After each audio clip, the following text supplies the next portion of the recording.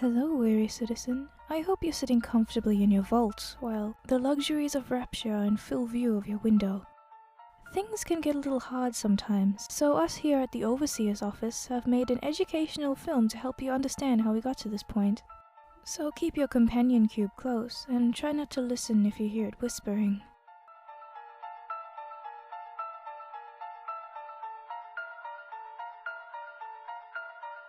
It's clear to see on social media how brutal this act of metaphorically putting someone's head on a spike can be.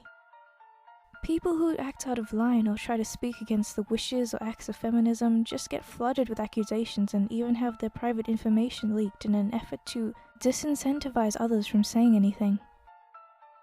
The people who are unlucky enough to be humiliated in such a way are fired from their jobs or even sent to court or jail, and their names repeated in reminders of what happens to you if you act in the wrong way.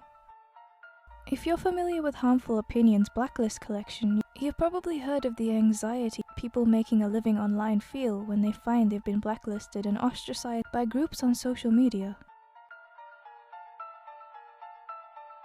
Dividing people by gender and race is considered an oppressive and regressive idea, and it's especially creepy when it comes to brainwashing people to make them think they need to be segregated to protect themselves, otherwise known as creating safe spaces. This otherizes people who aren't in the same group or space as others, allowing for the demonization and dehumanization of those who don't belong in someone's space. It becomes easy to make a boogeyman to scare people, and then offer them a space that is sold as a solution to the imaginary problem that was created. Once people are divided, it's easier to control them. Now, if you ask me, a lot of SJWs seem like they genuinely think they're helping people and trying to do the right thing. They're just misguided.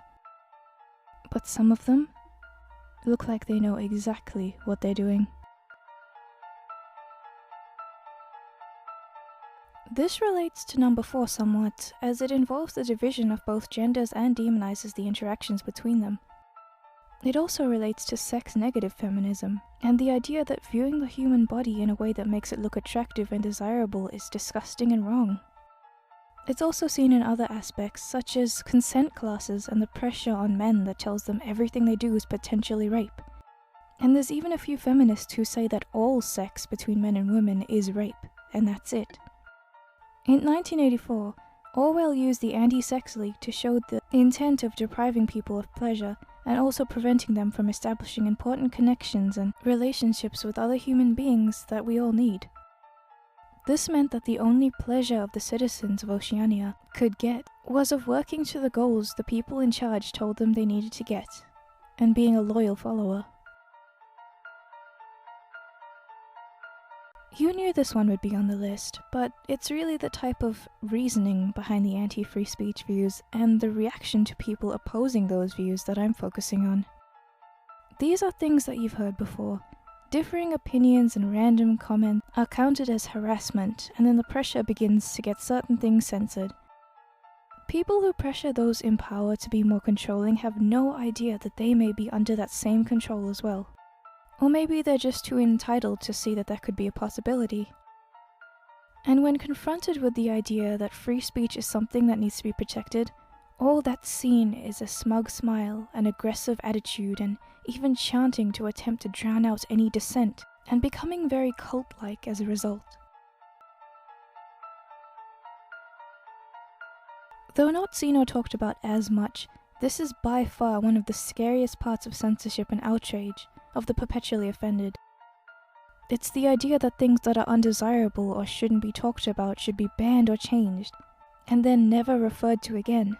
Its existence is completely erased and ignored. An example of this is when the YouTube Heroes video came out, and one of the original annotations on the video was covered up with another piece of text without acknowledging the original text and pretending it never existed in the first place. And this is being closely followed by the pressure to ban and never acknowledge certain offensive texts in universities and things being deleted from social media without a trace. This is also disturbingly seen in how news outlets change their articles many times without telling anyone or having any indication of doing so. If you want to really see this stuff, you can go to newsdiff.org to see all of the differences and how often they occur. Well, if you have some hope in humanity left, I hope I didn't kill it too much. This is just an after Halloween special to give you a few more spooks before you go on with everyday life in the vault. So...